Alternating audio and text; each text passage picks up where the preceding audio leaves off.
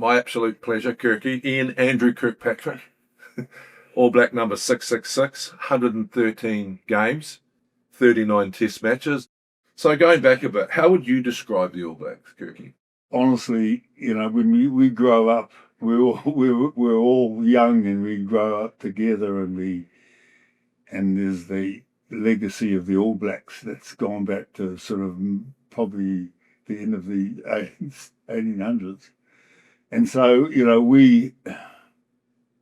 DNA was that we knew everything about the All Blacks, or in my case, I did anyway, without getting too carried away with it. But it was just part of our life. It was in country. We didn't have television then. If we wanted to watch the All Blacks, we'd have to go into the movie theatre in town. Were you off a farm? Your early start with farming? Farming, yeah. Primary school just down the road, country primary school. So when you're that little kid, Kirky, and you're sitting in the picture theatre, what, you spoke about legacy just now. What was that message to you that made you the player that you eventually become? Oh, it wasn't too hard to settle into a mentality of, what it meant. And I guess as individuals, we all probably could do that sort of thing a little bit differently. But in those movies was the 1956 All Black South Africa Test Series, and we had Tiny White from Poverty Bay. And, so all that sort of thing. And also Tiny was a farmer. My father was a farmer, bred rams, and he used to come and buy rams off my father. So, there was always that sort of way back, man was only about 7 or 8, 9, sort of 10, you're just starting to, you're playing a bit of inter-school sort of rugby. I just grew up to really respecting that All Black thing, and that, it had gone through a couple of world wars since the beginning of 1900s. So what values do you think the All Blacks represent? So that 10-year-old in the picture theatre is thinking about what? Hard work. What are the values that you thought you needed to have to be an All Black? It was never sort of wanting to, it always would have been great to be one, but you always wondered what it was like. I guess I had, even at primary school, I had Mick Cossey, who was a teacher at our primary school. He came from counties. I think he had won an All Black test. Yeah.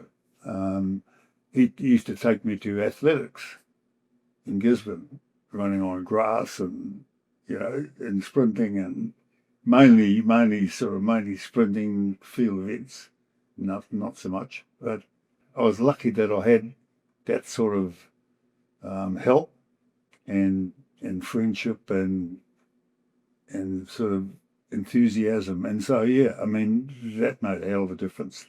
You can do something, and can you do it better?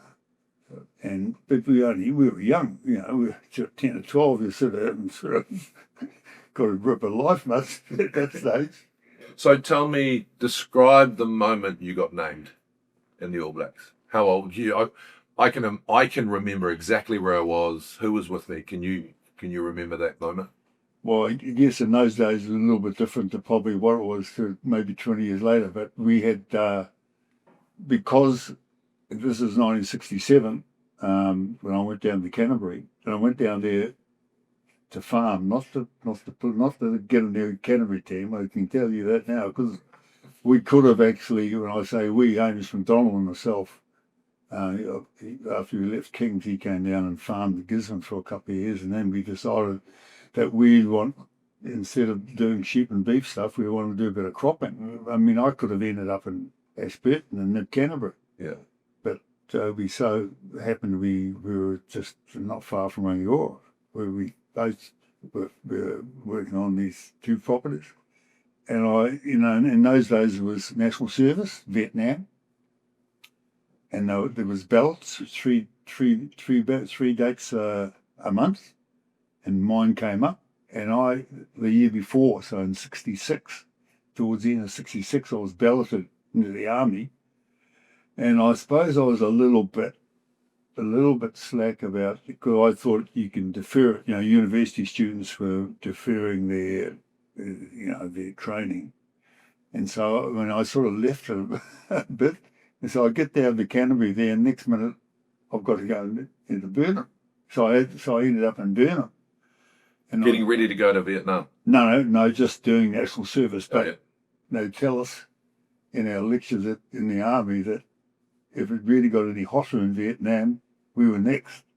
Well, I think there was sort of quite a few Dunkirks, and I'm thinking the Viet Cong would have no trouble with us if we ended up over there. But anyway, so I was in the army but before that, I'd played a few games for Rangiora before when the season started, usually around about Easter time. But somehow I got on the country team to play town. That was in those days, it was the Massive. big trial for the Canterbury team. Yeah. And somehow I've made the Canterbury squad. And my first game for Canterbury was down in Ashburton, and they actually picked me up outside Burnham with my army gear on.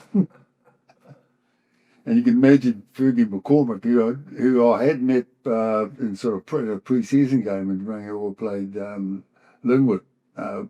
Anyway. Who has a massive reputation of being a fullback, but a scary man. Yeah. That's the reputation we had, like this hardcore, old school, in-your-face type of character. Was he like that? Yeah. Anyway, he was great fun. And so that started it. And then we went on to, and I was in the army till August, or the end of July. It's a 3.5 month thing. And those days they picked an under 23 team. They would have trial, they'd have one trial, they'd play the province where the trial was. And I think that's all they did in those days. And so that happened in 1967, about August or something. We went up to New Plymouth. I was playing number 8 actually then, and picked as a number 8. But for some reason, they put me 2 in the line-out, and I actually had to mark a guy, Rollins, who had actually played prop for Boys High in Gisborne.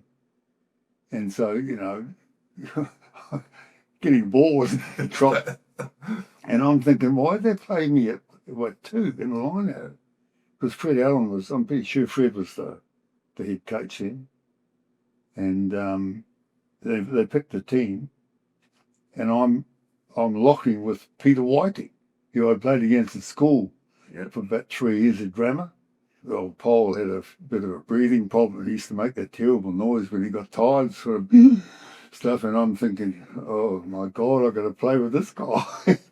Anyway, we played Taranaki. I think we might have just beaten them. And I thought, well, that's the end of me, because there's no way. I've never played lock in my life. Yeah. And that was all right. So we carried on. I got out of the army, played for Canterbury. And then, because no Maoris, no tour, the All Blacks would have been in South Africa in June of that year. And they said, the rugby union said, no Maoris, no tour. So they quickly put together a shortened tour to the UK, which normally would be 4.5 months. You leave in October, come back in just about March. So they shortened it down to sort of like, I guess, a couple of our provinces playing together. And so we had 2 games in the UK, in England, and we had the English test, and then we went to Wales, played Swansea, had a test with the France. So you got named in that squad. You weren't expecting it. Let's go back to where I was probably started from. That we had, in those days, they would have 2 trials in Palmerston North, and 1 in the South Island.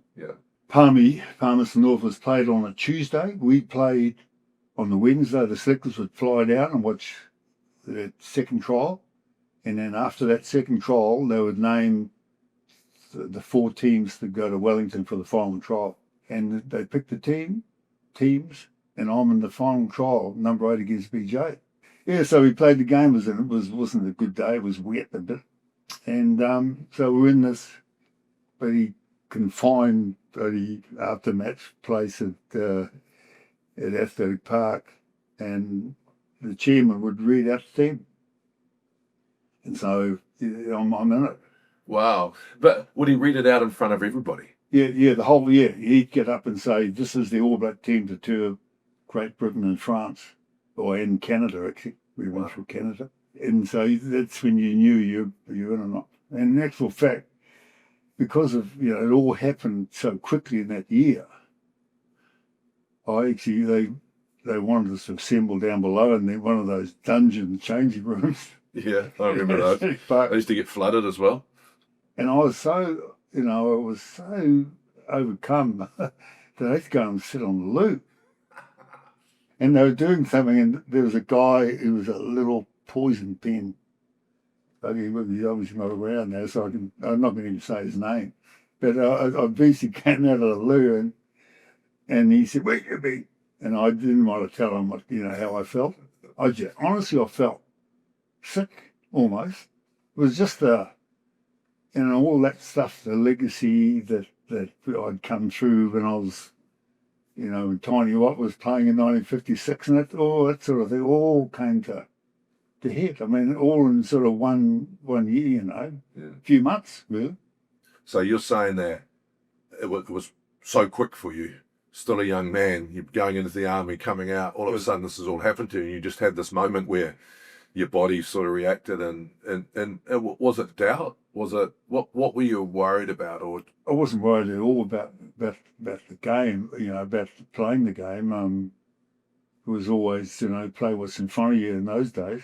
Yeah, but it was just making it and thinking, way back that, what it would be like. And all of a sudden you're there and so how are you going to handle it? So you just say, you be yourself. You don't try and be someone else. And, you got to be respectful to the media or whatever, and just get on with it, just go for it, And so tell me about that moment. You're composing yourself on the loo, your body's reacting, your brain's reacting. And obviously, history tells us you're one of our greats. So you walk out of that bathroom and you go, what do you say to yourself? You got to be yourself, right? Play what's in front of you.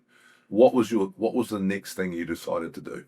You can only be yourself, really. You can't try and be someone else. And you really got to say to yourself, am I doing the right thing? Is it? And I just, said to myself all the time, pinch yourself. And when things start to happen, like getting the All Blacks, you have to pinch yourself that you were there. And so respect it, you want to be there as long as you can and as well as you can. I mean, yeah, it was hard to explain, really. So I know how great you are. History showed us how great you are. That young man, what did you say to yourself about your game? What did you think your X factor was? You spoke to me about athletics. We knew you were, a great athlete. But when you went out there, being yourself on the rugby field was what for you? Honestly, yeah, I guess the build-ups are always a little bit different to, whatever game you're playing. But you had your own standards, and so the preparation was hugely important. You want to make sure that there was no subs in those days. You didn't, you had to play out your 80 minutes, and so you really wanted to be going the same in the 79th minute as you did in the first. That was always a concern that, you're going to not have any grunt at the end. And training then was pretty barbaric. We didn't have any training schedules in it. We used to hit the roads and run up hills and do a bit of sprint jog between power poles. A lot of it was just self-discipline, whatever you like to call it. And so you wanted to get yourself in a position that you could see the game out, and you just went hard out as much as you could with very little structures compared to what they do today. Technically, Kirky, what did you think your strengths were like? I mean, the game was about space and running, and we used to, back in my primary school days, we used to have ball rush. during lunchtime. And so you had all these guys, and you had to run through, and how that worked. Yeah. And so at the end, if you hadn't been tackled or something, you had to try and beat 15 guys who've all got trying to know you. So it was always had that sort of thing, and that was about sort of trying to beat guys, sort of thing. And, I didn't want to go into contact too much. I mean, that wasn't the idea at all. I wanted to bloody run into space, not run into some big 20 stone, Yeah. whatever. Well, so that was that was the difference. When you get there, Kirky, you're this young man. What made the All Blacks and those group of men different to what you'd come from Poverty Bay and Christchurch? I try and tell people that when you come through, there's when you get there, it's different. What did you notice? What was the difference for you? Basically, I think even from say provincial up to the All Black thing, that you still had guys wanting to play well and be part of the team, but you had all of as you went up the grades, you had better players, and so you went with that because you always knew that as you took a step up, that you're with guys that are probably better than you, or you're trying to be as good as them. So you always had that feeling of you're never going to stop, about where you're going to finish. You're no good saying I want to be up here and you can't make it, because it's a ridiculous sort of thing to want to make yourself do. So a lot of it was just play it by ear, just do what you knew you could do. Particularly, you put that All Black jersey on, it's something else. Did you feel the weight of the legacy when you put it on? Did you? No, Just great honour, and you love pulling it on, and you think, there's thousands of other guys who want to be where you were. And you went on to become captain. I mean, to be captain of the All Blacks, what an amazing honour. Was that another moment where you had to go to the toilet, or how did you get there? How did you become this amazing leader of our people? Well, I don't know if I was an amazing leader. In those days, they didn't ask you if you wanted to be captain. They just said, name the team and the captain. But when it happened, it was a huge honour, yeah. And so you had to be yourself. You can't, I couldn't be one of them and be like them or whatever. You got to be what you. And I always had that feeling that, if you're a player and you're a captain, and I captained the first 15 at school at King's my last year there. If I want to get the best out of these guys, I've got to be in a way that I'm not a coach. I'm a bloody captain, and I'm not going to go and, you can't, I didn't want to go and point the finger, barrel someone about something, and then go out there and do it myself.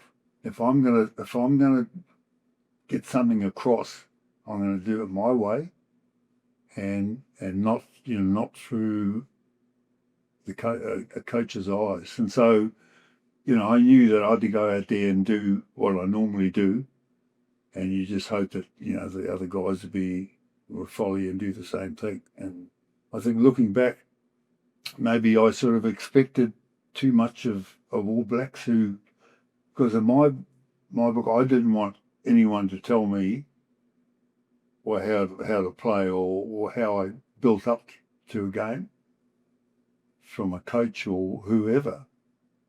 And so I wasn't going to start doing that. And did they follow? Were you happy with that style? Yeah. For me, when I first got in the All Blacks, we had a back seat. There was 3 in the back seat, then the captain was up the front. Yeah. I'm pretty sure that's the legacy that you guys built. Yeah.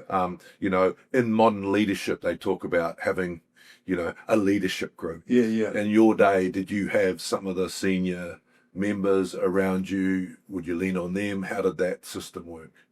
No, we didn't have that at all. Okay. I know Wilson Winteray started when he was captain, started on a Friday night or night before a game. Like, you had two games a week.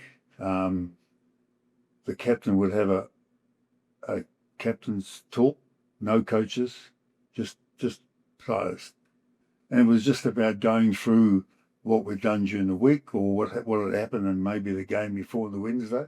And it was great. It was good. So it's we sort of did the big cycle. So you were doing that already, like guys were contributing in those team meetings, and so it was sort of everyone would contribute in those meetings you had the night before. So the captain's meeting was about talking about the game the next day. Yeah. Coach wasn't there. Here's my roles. So yeah, it's sort of done the full cycle really. Kirky, you've been around in an era that I just want to thank you for, mate, because when I became All Black 854, the legacy that you guys left. But there was some interesting moments. So you were around when Keith Murdoch got sent home, and that was a negative part of our legacy. But also, I remember talking to you as early as last year, and I could still see the pain and the disappointment in your face and in your voice when you spoke about that moment. Yeah, I mean, it wasn't an easy time. I'll tell you that now, as you could well imagine. But without going through too much, it was probably the way it was run afterwards. In those days, it was just the manager, coach, captain, vice captain, and that was it. And so, the things said and what we were going to do about the situation, and it so happened within 24 hours that he was gone, and it was sort of, and I'm thinking to myself, have I let him down? Have I let the team down by? I mean, what do you do when the manager says he's going home? And in all honesty, you've got to respect the manager's. His role was as part of the tour of agreement that he had the power to send guys home or whatever. But with whatever happened, and so if we'd have said he goes, we all go. I mean, really, in reality. Yeah, that couldn't have happened. But that's the way I felt, and probably still do it. But too, I still blame myself a little bit that maybe, I certainly did what I wanted to do, and we had a decision, and it went against it, and just overnight, no communication about it at all, and so. Yeah. Anyway, not an easy time, I can tell you. When I grew up, BG was my hero. When you grew up, who inspired you? Who was the player that wow, I want to be like him? Well, there were several guys in different positions who there was. I'll name a few. I mean, there was Pine Tree, there was Cage Remain. Walker, Nathan, funny they're all forwards, but massive names too. Because I was a forward, I guess you sort of, I guess you'd better home in on those sort of guys more. But yeah, and so, and having looked up to them, and then next minute I'm playing with them, I mean they were better than what I ever thought probably. They were so good, and they were so good to me. I was 21 when I first got in, and Ken Gray was another one. But they were obviously the acts I looked up to too. I mean, there was Ian McRae and guys like Bill Davis, then Fergie, Chris Laidlaw, Sid, of course. Sid came in about the same time as me.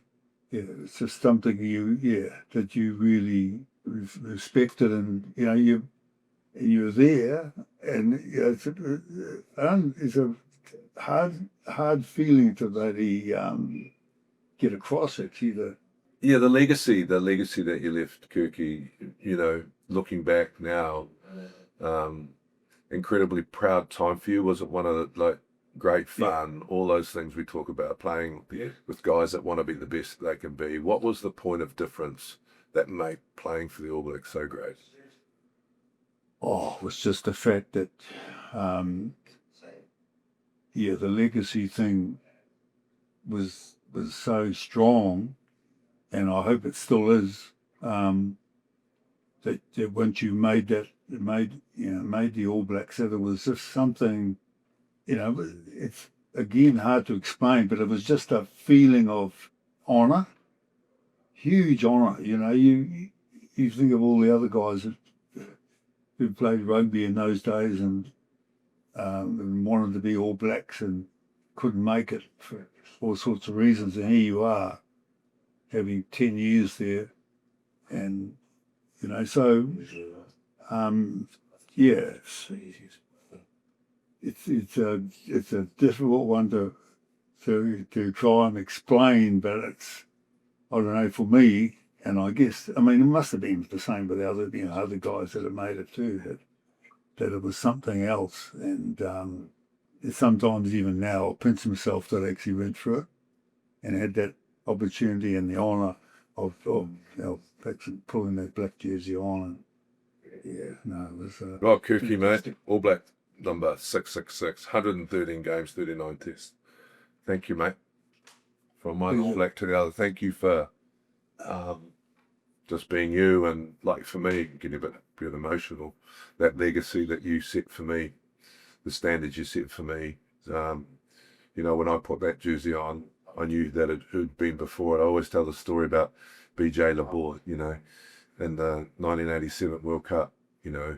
He said, we've been world champions since the 18th century, and now they've put a cup next to it, and we've got all this legacy that we need to protect. So thank you, mate. You've been awesome. It's fantastic to see you around the traps, and it's just it's a great fellowship, isn't it? Where you can compare, and nothing changes really. I mean, we all come through a different era, but the sentiments and the reality of it all is that we all got our different parts to our life, and so it's great. It's just and it doesn't go away. It's one thing. I mean, it carries Keeps on on like giving. we're talking now. yeah, keeps on giving. It's a family. Yeah. We get annoyed with each other. We get upset with each other around the game, but at the end of the day, we're in the stomach, not in the back, and it's a family. Yeah, that's right. And I think you can, having been through it, doesn't matter what era, that you can appreciate, what these guys are going through. Yeah. But I think even that, but now I guess that's not quite right, because now, it's their life, it's their livelihood. They're trying to make it as long as they can. Where we were amateurs, we went on those long tours, we came back and went back to work. It was our life, but not our livelihood. Yeah, that's right. That's right.